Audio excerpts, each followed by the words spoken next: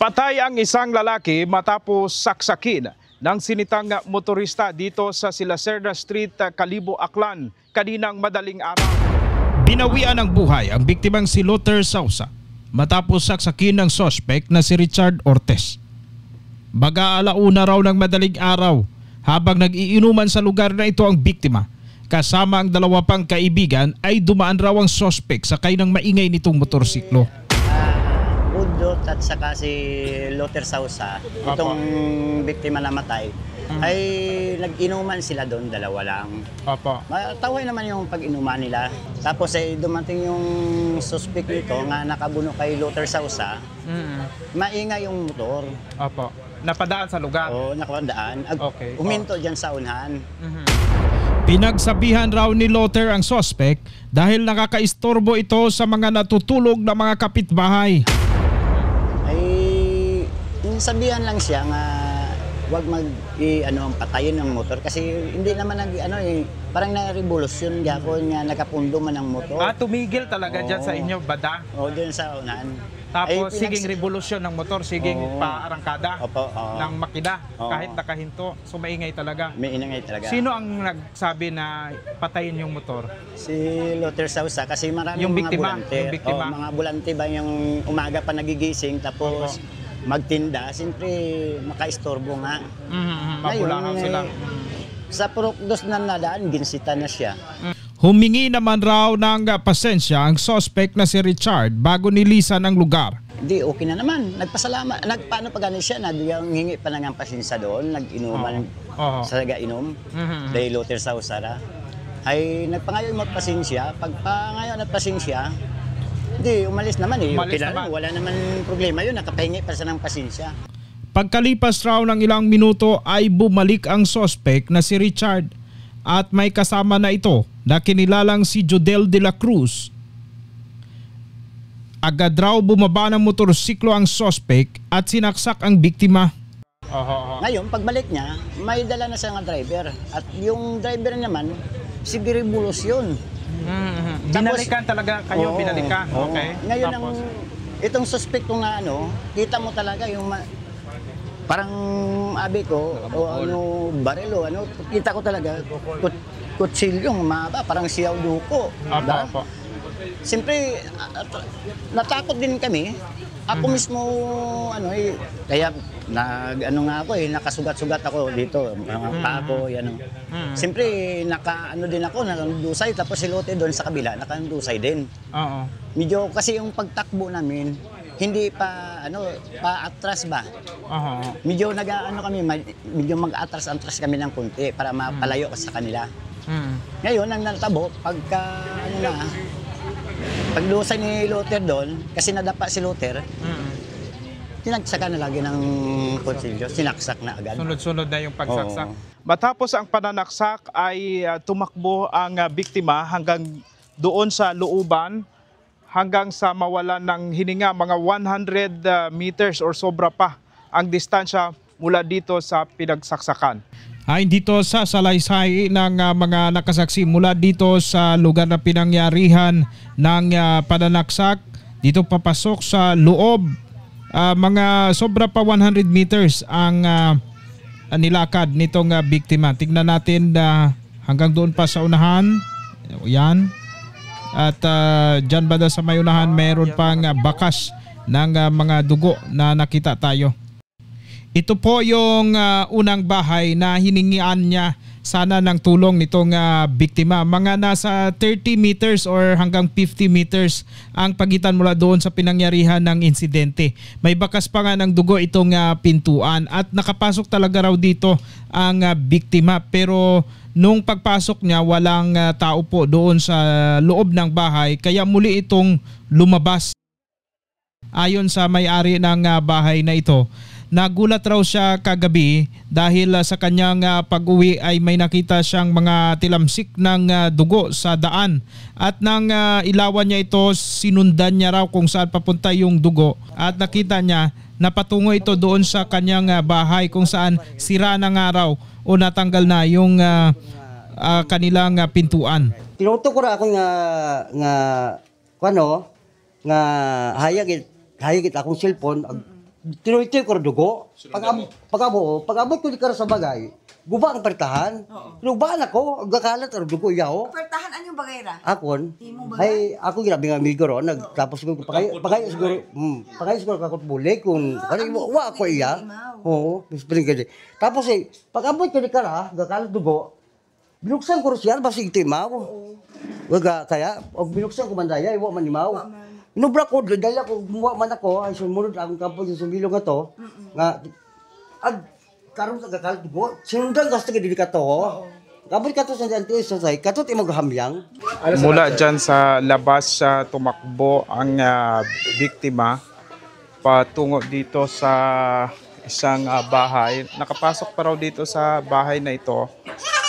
Then lumabas dahil walang tao sa loob hanggang dito na nalagutan ng hininga dito sa lugar na ito. Sana dito na? Dito dire-diretso may mga dugo dito. Layon ang tinakbuhan, ano?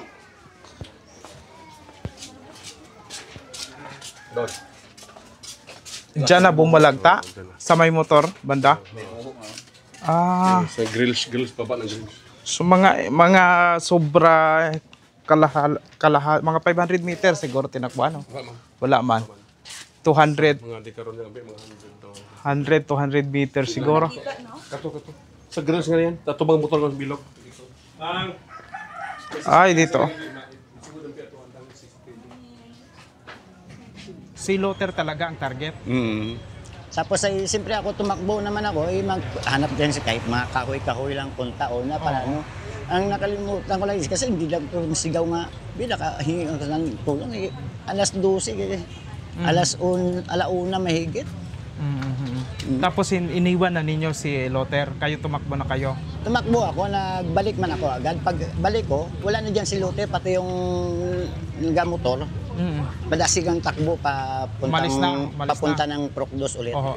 Saan na ninyo nakita? Hinanap mo si Luther? Hinanap ko papunta sa kanilang bahay. Doon ako baka nandun lang papunta sa kanilang bahay. Wala.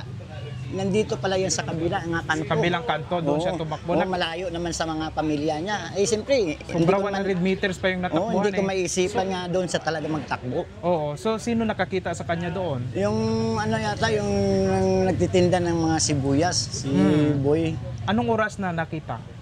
Mga mahigit na yung mga alauna, mga 1:30 o 1:20 dyan mahigit.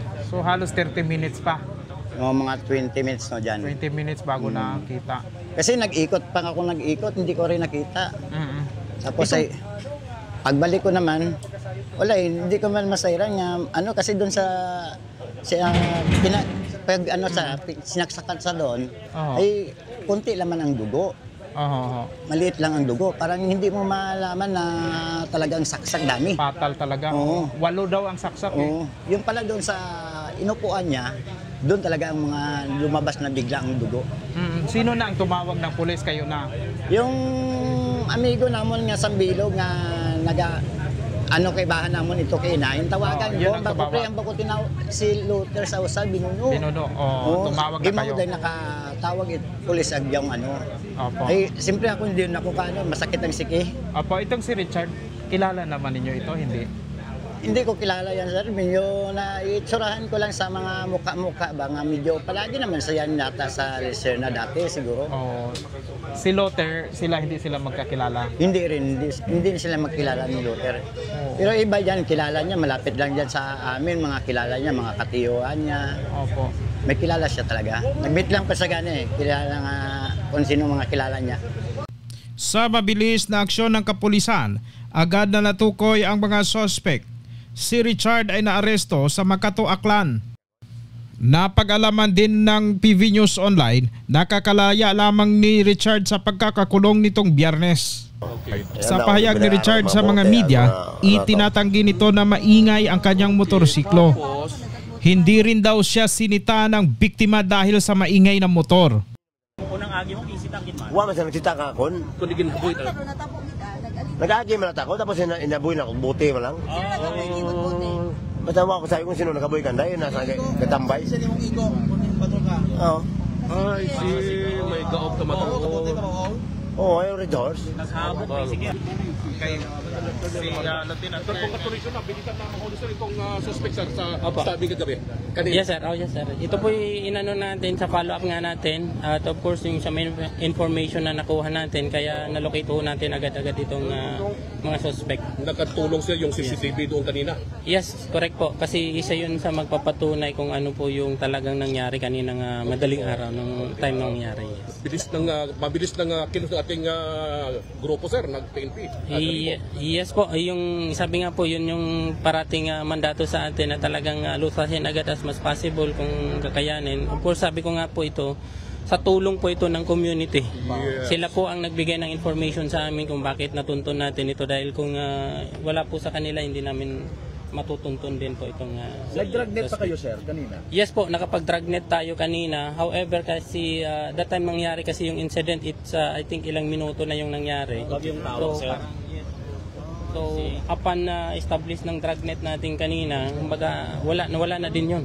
Oo. Kasi masyado nang late yung report. Yes, yun po yung ano namin, information that time nangyari. background ng suspect na yan, sir? Yes sir, yung background po nito sabi nga natin is initially nung pag-coordinate natin sa ARC, kakalaya lang nito last Friday. Yes, so days lang yung pagitan. Ito na naman yung kinasangkutan niya. Parang walang pagsisisi sir sa suspect na ito. Yan po yung naobserbahan natin. Tama talaga sir yung tama. Initially po ang nakitaan natin doon mga pito po. Fatal po itong mga tama na to. So, yun po yung sanhi ng kamatayan ng biktima natin. During sa pag-operate ninyo sir sa kanya, may resistance po ba na nangyari sir? Paano po natin siya na-intercept dito sa Makati sir? So far, wala naman pong resistance na nangyari. Na-locate lang po talaga natin siya based on the information na nakuha natin. Nag-gather sir yung gamit Yes, na yes. patalam sir? Yes po, yan na po yung ano natin, including yung sinuot at saka yung motorcycle na ginamit. Dito sa mismo sir sa diversion road sa bahay? Dito po natin na-intercept natin. Nag-intercept na dito sa highway. Yes, yes. Paano yun sir? Nakasakay sa motor or what? Yes po. Siya lang mag-drive mismo. Yes po. Yun din ang motor kagabi na gamit niya. Yes, yun din po yung Rosie na yun. So ano mangyari sa motor sir? Ma-impound po natin yan as part of the evidence. So technically, ipipresent natin yan sa court during pag-file natin ng evidence ng Pati yung knife. Yes, including yung damit niya po. Ano haba sir? Haba ng kutsilo sir? Kasukat lang natin mga nasa 12 feet, 12 foot. So inches pala, hindi 12 foot kundi 1 foot yung haba, but yung pinaka-blade niya nasa 9 inches. Sir, yung isa Which is covered. na suspect, yung information kasi kanina sir na madaling araw parang dalawa yung sumaksak sa biktima natin sir? Yes, as alleged, dalawa po yung sinasabi. However, yun po yung subject na naman natin. But initially, yun yung pinuntahan na natin ng mental operativo natin na hopefully makuha na natin. Baka pagdating natin ng station, andun pa, mauna na sa atin yun. So technically, yes, technically, ipa-identify na lang ho natin sa suspect sa witness natin, mga witness natin kung talagang yun yung kasamahan nito. Yes, by the way sir, anong treatment natin ito? Close na to kasi nahuli na?